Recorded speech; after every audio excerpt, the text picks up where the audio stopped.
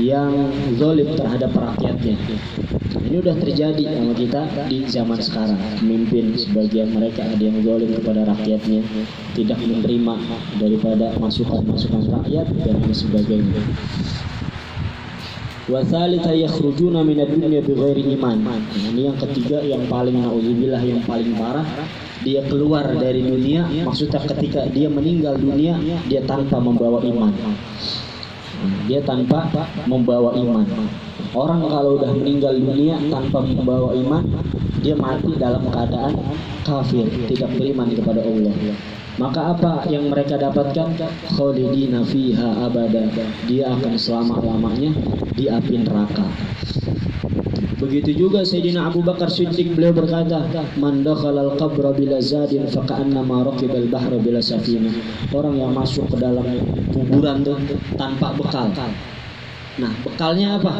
Bekalnya sholatnya dia, bekalnya ibadahnya dia dan sebagainya. Itu bakal jadi bekal di dalam kuburnya dia. Orang yang masuk ke dalam kubur tanpa membawa bekal daripada amalan-amalan kebaikan, faka'annama raqibal bahra bila safinah. Seakan-akan dia mengarungi lautan tanpa perahu. Dia mengarungi lautan tanpa perahu. Kita kira-kira kalau di laut tanpa perahu bakal sampai ke ujung, pasti bakal meninggal. Makanya kata Nabi, al-maitu fi qabrihi al-maitu fi qabrihi kal ghariqil mughawwir. Mayit itu di dalam kubur seperti orang yang tenggelam. Yantadziru da'wata akhihi. Dia menunggu tuh doanya saudara-saudara yang masih hidup. Makanya ini satu dalil bahwasanya orang hidup boleh mendoakan orang yang meninggal. Boleh mendoakan orang yang meninggal. Bukan sebagian kelompok ahli bid'ah, maulid bid'ah, tahlil bid'ah dan lain sebagainya.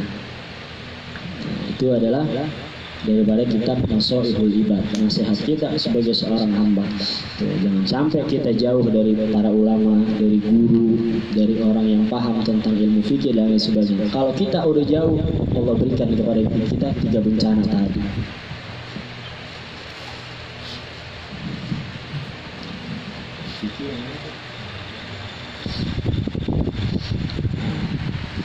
Ini ma makna iqamis shalah.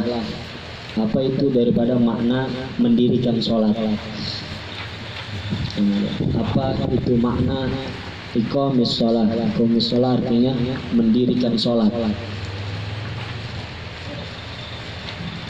Ma makna iqamis sholat? Makna apa itu makna mendirikan sholat? Kata mendirikan sama mengerjakan beda. Kalau mengerjakan kita hanya mengerjakan tanpa ada khusyuk dan lain sebagainya. Kalau orang sholat kagak khusyuk, gimana dia hukumnya? Sahhat sholatuhu bila thawab, kata ulama. Orang sholat tapi dia nggak khusyuk, sah, sholatnya sah tapi nggak dapat pahala. Orang sholat tapi nggak khusyuk, pikirannya kemana-mana, sholatnya sah tapi nggak mendapatkan pahala. Ma makna iqamati sholat? Apa sih makna mendirikan sholat itu? Maknahu fi'lu sholawatil khamsi. Maknanya itu mengerjakan atau melakukan sholat yang 5 waktu. Maknanya adalah mengerjakan atau melakukan sholat yang 5 waktu. Apa sih definisi sholat? Ulama menjelaskan sholat itu terbagi menjadi 2. As-sholah lughatan wa istilahan. Sholat secara bahasa apa artinya? Hiya ad-du'a. Sholat secara bahasa artinya adalah berdoa kepada Allah. Sholat secara bahasa artinya berdoa kepada Allah. Makanya sebagian orang itu yang mereka nggak belajar tentang fikih, ya mereka hanya berdoa. Mereka hanya berdoa mengangkat tangan kepada Allah bahwasanya dia telah sholat. Wastilahan huwa aqwalun wa af'alun muftatahatun bitakbir muhtatamatun bitaslim. Secara istilah sholat adalah ucapan, perbuatan, muftatahatun bitakbir yang diawali dengan takbir, kalimat Allahu Akbar, muhtatamatun bitaslim, akhirnya sholat diakhiri dengan salam. Nah, itu definisi sholat yang kita lakukan sehari-hari.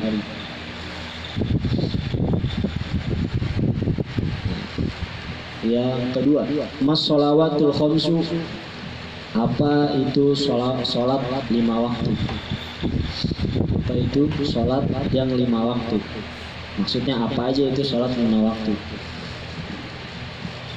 Dia as-subhu, dia adalah sholat subuh, wal zuhru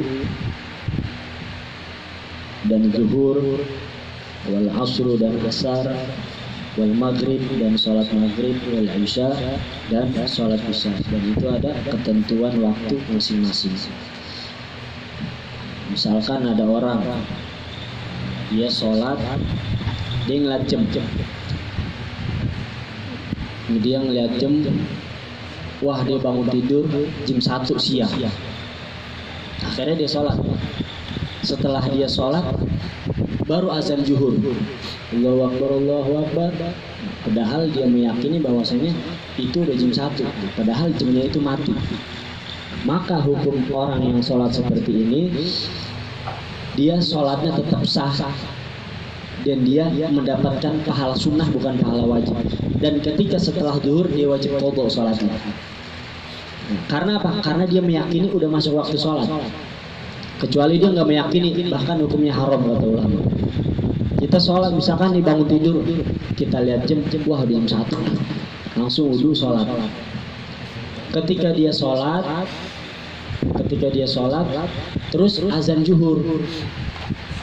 Dia meyakini nih tadi udah jam 1 pasti udah zuhur. Akhirnya ketika dia selesai sholat segala macam, baru azan zuhur. Maka sholatnya dia ini tetap sah dan dia mendapatkan pahala sunnah bukan pahala wajib. Tetapi apa? Dia wajib mengqadha sholat tersebut. Beda kalau dia nggak meyakini, udah jelas-jelas jam 11 belum masuk waktu zuhur, dia sholat zuhur. Ah kelamaan ini nunggu zuhur, ini aneh sholat dah. Habis itu aneh tidur nih ngantuk banget. Misalkan jam 11 dia udah sholat zuhur. Nah sholat yang seperti ini menurut ulama hukumnya haram bahkan. Dan tetap dia wajib ketika zuhur dia tetap wajib jalankan sholat. Kecuali dia pengen bepergian. Dan seperti ada pembahasannya nanti seperti itu. Nah, jadi kenapa sih dalam agama itu hukum Islam itu setelah syahadat itu adalah sholat? Karena as-sholatu ra'sul ibadah. Sholat itu adalah pangkalnya, pokoknya ibadah. Bagaikan tubuh, sholat adalah kepalanya. Kalau dia sholatnya rusak tapi dia rajin sedekah, maka amal-amal lain itu bakal rusak. Kalau kata ulama, faman aqamaha faqad aqamad-din. Orang yang dia menjalankan sholat itu dia mendirikan agamanya. Waman tarakaha faqad hadamad-din. Dan orang yang meninggalkan sholat sungguh dia telah menghancurkan agamanya. Jadi kalau kita ngaku kita bahwasanya kita cinta sama Nabi, kita senang ketika baca maulid Nabi, maka kita ikuti apa yang telah menjadi kewajiban buat kita sebagai umat Nabi Muhammad Sallallahu Alaihi Wasallam.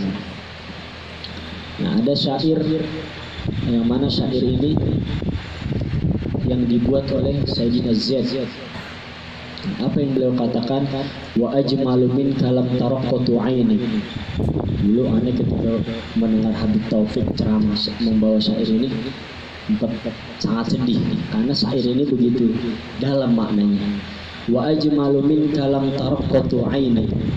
Yang paling indah darimu, yang paling bagus darimu, lam taraqqatu aini, kata beliau. Tidak pernah aku melihat keindahan lebih dari keindahanmu wahai Nabi Muhammad.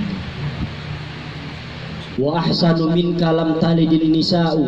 Yang paling baik, yang paling bagus tidak pernah dilahirkan oleh satu orang perempuan pun selain engkau wahai Nabi Muhammad. Khuliqta mubarra'an min kulli aibin. Engkau wahai Nabi Muhammad diciptakan terbebas daripada segala aib keburukan.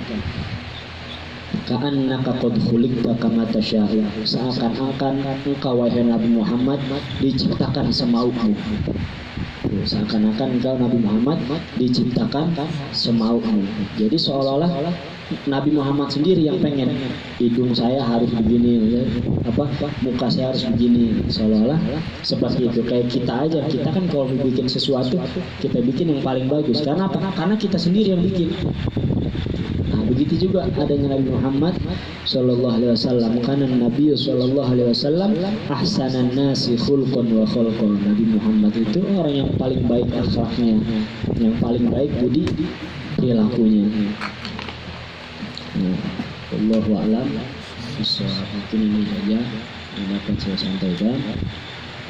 Ya Rabbana a'tarafna bi annana a'tarafna wa annana asrafna lalladha asrafna fatub alayna tawba tarsil kulla hawba wastur lana awrati wa amin rawati liwalidina rabbi wa mauludina wal ali wal ikhwani wa sairil khillani wa kulli dhi mahabba aw dhiratin aw suhba wal muslimina ajma' amin ya rabbi asma' fadlan wa judan manna la biktisabin minna bil mustafa rasuli nahda bi kulli suli bil mustafa rasuli nahda bi kulli suli bil mustafa rasuli nahda bi kulli suli salla wa sallam rabbi alaihi afdal habbi wa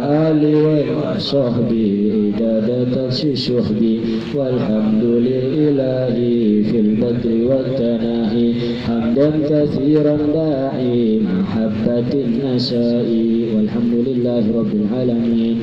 Assalamualaikum warahmatullahi wabarakatuh.